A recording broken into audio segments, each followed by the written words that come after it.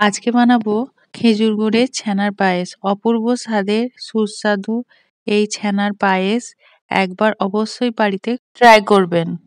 ছানার পায়েস বানাবার জন্য প্রথমে আমি আধা লিটার দুধকে এরকম আমি ফুটিয়ে নিচ্ছি। প্রথমে দেখুন দুধটা আমার ফুটে গেছে।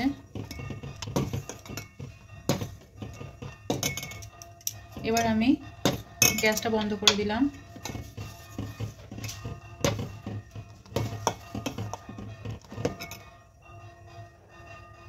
এবার একটু ঠান্ডা হলে আমি এটা ছানা কাটাবো। 1-1.5 চামচ মতো আমি এখানে ভিনিগার নিয়েছি, তাতে জল মিশিয়ে নিয়েছি। এবার এটা ধীরে ধীরে আমি দুধের ওপর দিয়ে দেব। এবার নাড়াতে থাকবো।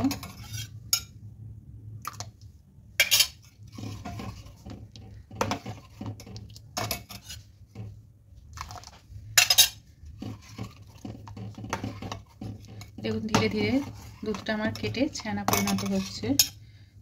এবার পুরোটা দিয়ে দিলাম। দেখুন দুধটা কেটে গেছে। এবার জলের কালারটা পাল্টে যাচ্ছে, তার মানে আমার দুধটা পুরোটাই কেটে গেছে, পুরোটা ছানাতে পরিণত হয়ে গেছে। এবার আমি এটাকে ছেঁকে নেব। পাত্রের উপর আমি সুতির এরকম একটা কাপড় নিয়ে নিয়েছি। এবার দুধটা আমি ছেঁকে নেব। ছানাটা আমি ছেঁকে নিলাম।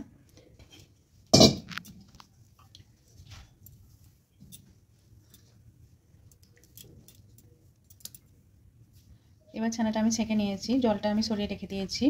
এবার ছানাটাকে আমি এইভাবে একটু জলেতে ধুয়ে নেব, যাতে ভিনিগারের যে ফ্লেভারটা আছে সেটা একটু ফুটে যায়। এবার আমি এইভাবে চিপে ছানাটাকে একটা ভারী কিছু দিয়ে জাঁক দেবো। ছানা পায়েসের জন্য ছানাটা খুব ভালোভাবে জাঁক দিতে হবে, যাতে তাতে একটুও জল না থাকে। আমি একটা বাটিকে তার উপর চাপা দিয়ে দিয়েছি। এবার কিছুক্ষণ রেখে দেবো, যাতে পুরো জলটা ছানা থেকে বেরিয়ে যায়। এর মাঝে দেখুন ছানাটা আমি জাঁক দিয়েছিলাম। এবার আমি আস্তে আস্তে এখান থেকে ছানাটাকে নিয়ে নেব। দেখুন জলটা অলমোস্ট সবই চলে গেছে, একটুও জল থাকলে হবে না। এইভাবে আমি একটা পাত্রে এরকম থালাতে নিয়ে নেব।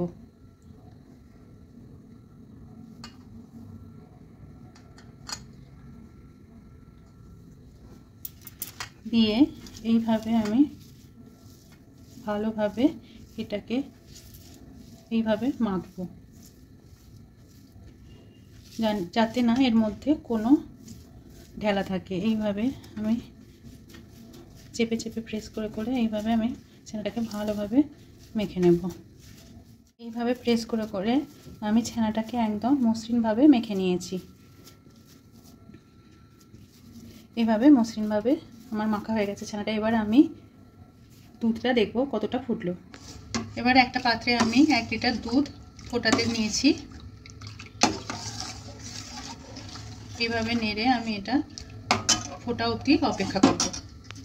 এবার দেখুন দুধটা এইভাবে নাড়তে নাড়তে দুধটা ফুটতে লেগেছে। এবার ভালোভাবে আমি এটাকে ফুটিয়ে নেব।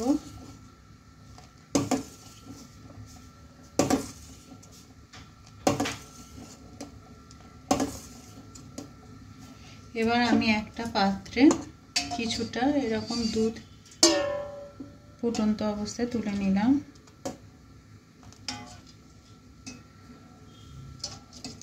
এবার বাকি দুধটা আমি মিডিয়াম করে দেব ফ্লেমটাকে, আর একটু ঘন হতে দেব।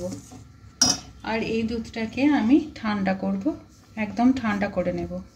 দেখুন দুধটা পুরো আমার ঠান্ডা হয়ে গেছে। এবার ধীরে ধীরে এই দুধটার মধ্যে আমি এই ছানাটাকে গুলে নেব, একদম মসৃণভাবে গুলে নেব।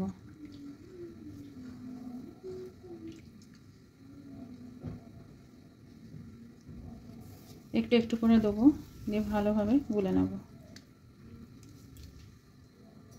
দেখুন এইভাবে মসৃণ করে আমি ছানাটাকে দুধের সঙ্গে গুলিয়ে নিয়েছি। এবার আমি দুধটার সঙ্গে এটা মেলাবো। এদিকে দুধটাও আমার ঘন হয়ে এসছে। এবার আমি একদম স্লো করে গ্যাসটাকে এবার একটু একটু করে আমি এই ছানা গোলাটা এর মধ্যে মেশাতে থাকবো।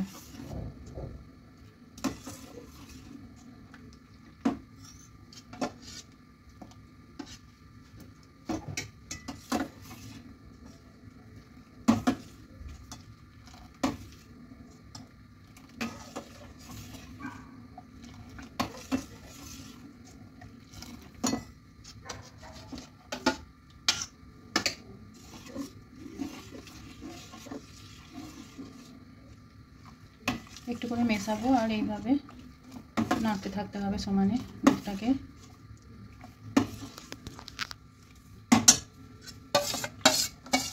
এইভাবে দুধটাকে ফোটাতে ফোটাতে আমি দুধটাকে ঘন করব, এতে ছানাটাও সিদ্ধ হতে থাকবে।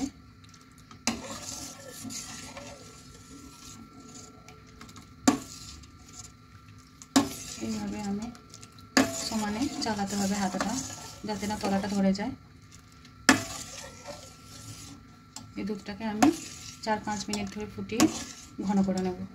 তবে নাড়তে নাড়তে দেখুন দুধটা ছানার সঙ্গে ফুটতে ফুটতে এটা একদমই ঘন হয়ে গেছে। এবার এই টাইমে আমি স্লো আঁচে একটু চিনি দিয়ে দেবো।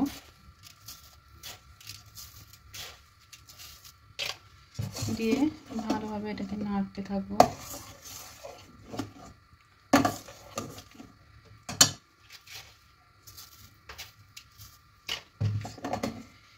ভালোভাবে চিনিটাকে আমি গলিয়ে নেব এর সঙ্গে।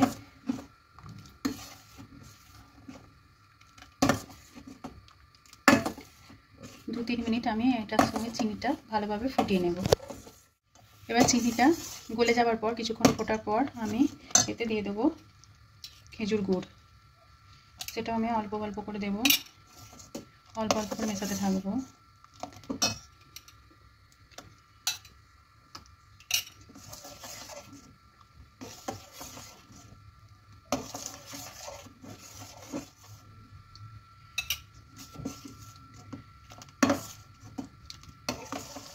এইভাবে আমি খেজুর গুড়টাকে ভালোভাবে মিলিয়ে নেব, দিয়ে কিছুক্ষণ ফোটাবো।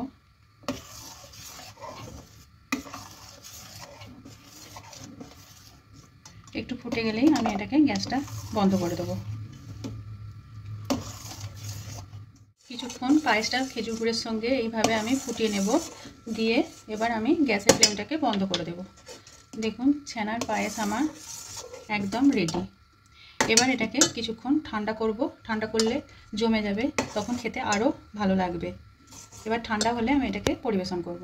দেখুন 15-20 মিনিট রাখার পর এটা কতটা চাপ হয়ে গেছে। খেজুর গুড়ের ছানার পায়েস আমার একদম রেডি পরিবেশনের জন্য। আমি এটা একটা পাত্রে পরিবেশন করছি।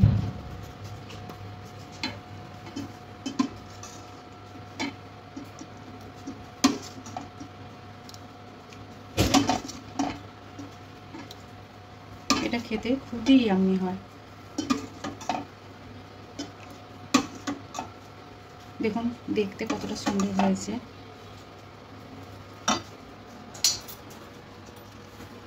আমি একটু ডেকোরেশন করে দিলাম। আমার খেজুর গুড়ের ছানার পায়েস একদম রেডি। আমার রান্না যদি আপনাদের ভালো লেগে থাকে আমার চ্যানেলটিকে সাবস্ক্রাইব করবেন, আমার ভিডিওগুলি শেয়ার করবেন। Thank you.